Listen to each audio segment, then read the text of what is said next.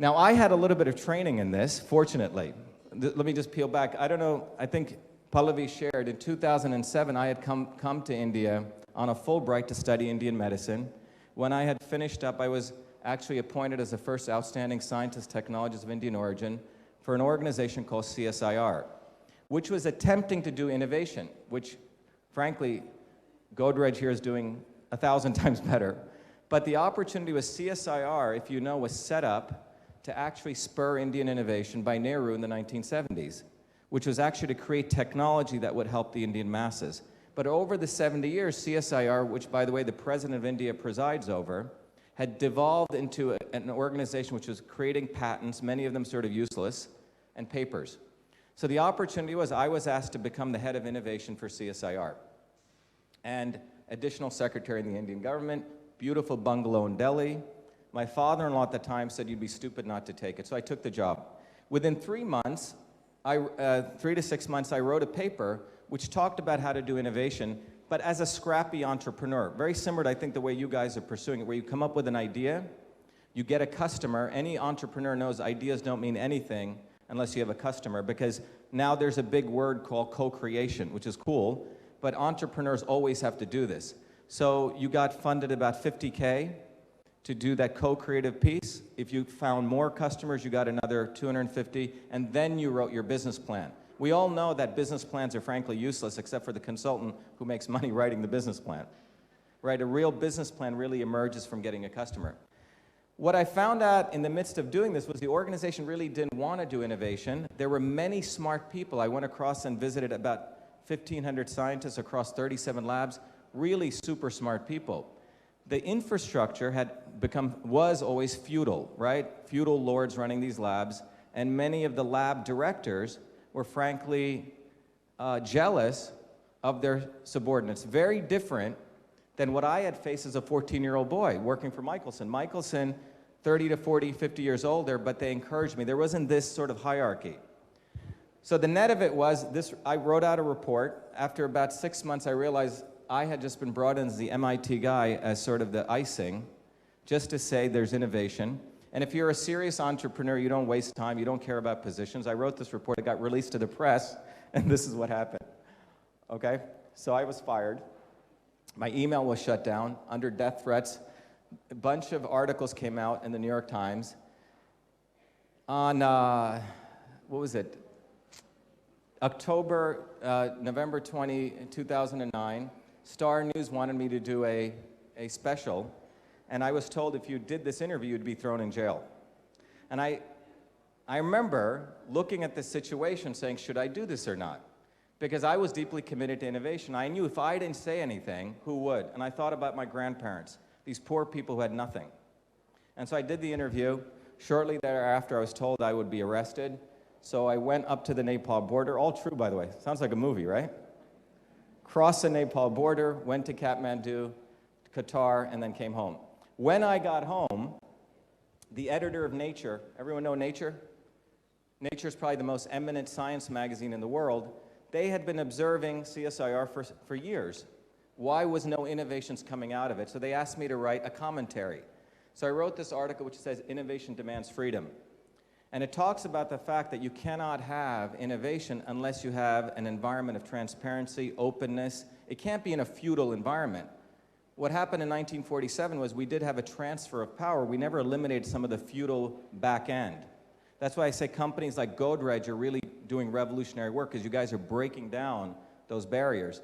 The article gets published, the PMO's office threatens the editor of Nature, and the article disappears, okay? But it's out on the internet. But I had learned a lot from this. I learned how if you do say something important on social media, people can character assassinate you. So it was almost training for what occurred with the email controversy. This is, by the way, a letter Bhargava wrote to the Prime Minister of India saying Shiva's report is honest. You know, he had been there for 50 years at CSIR, and it was a good letter. It sort of vindicated me. So anyway, by the way, that's a picture of me burning the South African flag on the steps of MIT when I was 17. Not only was I inventing, but I was an activist. There's a picture of me challenging the MIT president because MIT had millions of dollars of investments in South Africa. There's a picture of me protesting to make sure one of my friends was released from Sri Lanka. The point I'm telling you this is, you cannot be a real scientist or an innovator or an artist unless you're also committed to some level of truth. I don't understand how people divorce these things. But for me, these were intimately connected. That's actually the day I got my PhD. The US had invaded Iraq, and I was a student who pulled out US out of Iraq. Half the audience booed me, and the other half gave me a standing ovation. So you also learned how to put up with, you have to go to the point where you should not care what other people think. You have to do what's right. I'm sharing that because that's part and parcel of being an inventor. So when the email controversy took place, it was a very fascinating thing because you had to go into yourself. You see, when you're attacked that deeply and your self-worth is attacked, you have to go inside yourself and you have to find out, who am I? Because before, it was easy for me to tell other people to fight. I made sure food service workers at MIT got better wages, more blacks got into MIT. But here, I had to separate myself from that 14-year-old boy. You following me? That's a very interesting journey because you actually have to go into yourself and find out, do you really care about you, and not in a self-promotional way, but about the values that you stand up for. And that was a very tough journey, but I was able to do that. I was able to put on my hat as a social activist, but to protect this 14-year-old boy, this Indian boy who invented email. So we went and built a site called the Inventor of Email. We laid out the facts. We started doing work as I would do for anyone else who was under attack. And what was fascinating, I'm going to read you this. So I had an amazing student at MIT, Devin Sparks, who went through 400 documents. Because, when you're being attacked, I can know how potentially, probably the closest how women feel when they get raped is because you start thinking you did something wrong. So I started thinking, wait a minute, am I being self-promotional? Am I saying something wrong? Right?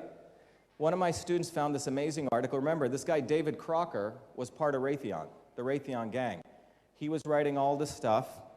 This is 2012. Now, Crocker had forgotten, in December 1977, he had written another report. This was 6 months before I started inventing email. And this is December 1977. It says, at this time, no attempt is being made to emulate the full-scale interorganizational mail system. The fact that the system is intended for users in various organizational contexts and by users of differing expertise makes it almost impossible to build such a system that responds to all users' needs. You see, these guys in the military didn't care about that secretary.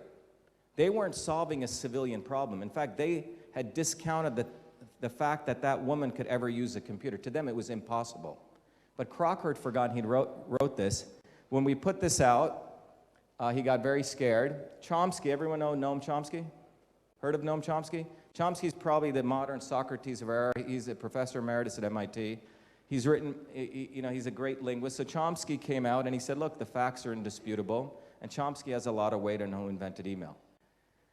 So that was the email scenario. But you see, the facts on that were so clear, but I had to start peeling away. When you're someone who actually wants to find out what's going on, because remember, I'm committed to innovation and what drives creativity, I was really trying to figure out why this happened. What was really the underlying operating system? At the time, I was teaching a course at MIT, which was probably the most popular course. I know one of the things that you're trying to do at Godrej is to cut across silos, right? You want to break down the laws, and design is a great way to do it. One of the courses I built was a course called Systems Visualization. MIT is also into silos, but there are some departments, like in the Media Lab, in the Engineering Systems Division, which are trying to break down silos. Silos are good if you want to solve one single problem, but if you want to build a system, it doesn't work. So this course, we would teach students how to take a very complex problem. And they would draw it out from a systems diagram. Then they would learn narrative storytelling, they would learn metaphors, and then they would learn data visualization. I can't, in the limited time, I'm not going to walk you through all that. At some point, I should probably come back and I can do a session on this. But this is an example of a student looking at how the stock market, the media industry, and the public sort of interconnect. So you find these very complex systems. This is another one. A woman wanted to look at, should you be a vegetarian or not? So you pick a metaphor. So she used a metaphor of the cow's digestive cycle, all the different systems that interact, and then here's her final project, and students have to come up with a metaphor. The stakes are high, so we're play on words. And you start looking at these graphics, and you start seeing complexity. Another student actually looked at the entire 9/11 disaster that took place, and he found some very interesting things, which I don't have time to show, but it's very cool to watch it. At this same time, last year, Walter Isaacson, everyone know of him? He used to be the editor of the Wall Street Journal, left liberal. He writes this interesting book called The Innovators. And he knows this issue with emails going on, okay? And it's called The Innovators of the Digital Revolution. And this is what you'll see here. So let me walk you through this. What do you see here? These are the people that Isaacson highlights as the people who led the digital revolution. So tell me what you see common among here.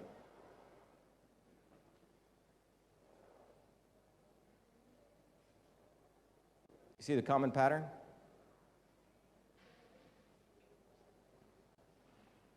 Even a woman. This guy is Raytheon. This guy is a former head of Raytheon. What you see is these are all part of what's called the military-industrial academic complex. Anyone heard this term? You've heard it. Okay, so when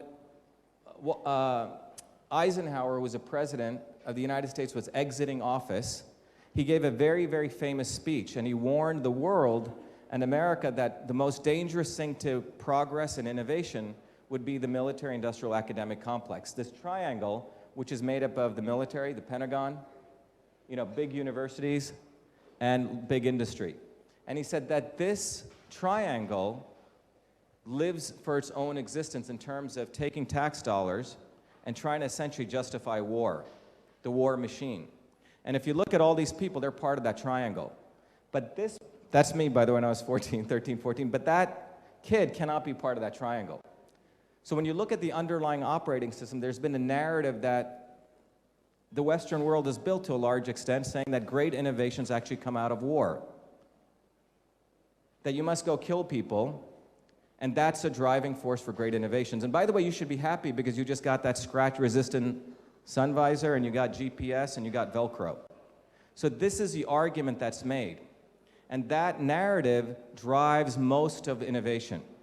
So if you look at the modern healthcare system, Florence Nightingale, by the way, was not a nurse. She was actually the creator of the modern healthcare system. It actually comes out of that triangle because it was designed to put a soldier back on the field, right? So we created surgery. We created antibiotic steroids. And then the secondary effect of that was to use the modern healthcare system for normal healthcare.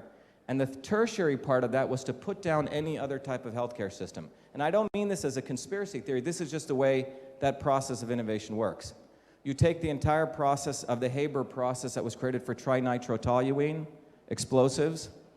After World War I ended, we reused nitrogen fixation for fertilizer. And then the tertiary aspect of that was to put down other forms of indigenous innovation, which didn't require fertilizer. By the way, the Indus Valley survived for thousands of years without using chemical pesticides or fertilizers. But that's what this triangle is about. And I had really, forget the invention of email. What I had really hit upon was something very deep, and that's where that vitriol comes from. It's not just about the fact I invented email. It's a fact that I dared to challenge the fact that email was created outside of that triangle. You see, because when I was inside that, I was on the front page of MIT 3 times. 3 times. Technology Review, front page of MIT. But when I said email was done before that, in a small, poor African-American place, I had perturbed something. But when you really look at this situation, innovation occurred in a very different ecosystem. It was a community, like I think you're trying to create here, my parents, public school teacher who challenged the administration so that kid could travel, a mentor who didn't see me like CSIR folks did as lesser because I was 14, I was treated as an equal. In that ecosystem is where email got created. Openness, transparency, democracy. That's where innovation comes out of. It doesn't come out of big money, corporations. In fact, my story is not that different than, do you know who invented TV? Philo Farnsworth, a 14-year-old farm boy working in a small town called Franklin, Idaho. He saw the way the cows plowed the field in a Z pattern. He created the raster tubes. Not only did he invent TV, he patented it, and RCA and Sarnoff shut him down for nearly 19 years. He died an alcoholic. I think 60 years later, now there's a statue of him. My point is, ladies and gentlemen, that innovation can occur anytime, any place, by anybody. And it's not dependent on money per se. It's dependent on the kind of community you're trying to build here. Within that community is where innovation, I was fortunate to have that as a 14-year-old boy. Now, things like this, fortunately, we have good people in the media, or emerging people. There's a great story, I don't know if you saw this film, Inside Job. Matt Damon is you've seen it, so if you haven't, you should pick it up. Charles Ferguson actually got his PhD at MIT. He created Vermeer, and then he went and became a filmmaker and won an Academy Award for this. But this film talks about the collapse of 2009. It took place when this guy wrote this article saying financial stability in Iceland, a beautiful, well-written academic piece of paper. Well, 2 months after that, the entire Icelandic economy collapsed. Turns out this guy's a professor of economics at Columbia. Never did he talk about the fact that he had received a huge sum of money from the Icelandic Board of Governors. You see, that's what I'm talking about, very sophisticated form of corruption. We know for years, scientists told us smoking was good for us for 50 years. Actual articles were published. This came out called The Golden Holocaust, which exposes how the collusion between science and industry took place. My point is that if you even go back to Galileo, clearly there's evidence that the sun is the center of the solar system. The Catholic Church persecuted him. I think in only 1992 did they say they were sorry. Okay? So we got to really rethink who is the real source of innovation, who's creating these narratives, who's anointing who's an innovator and who isn't. And we need to fight against that, and that gets me to this larger story that I want to talk about,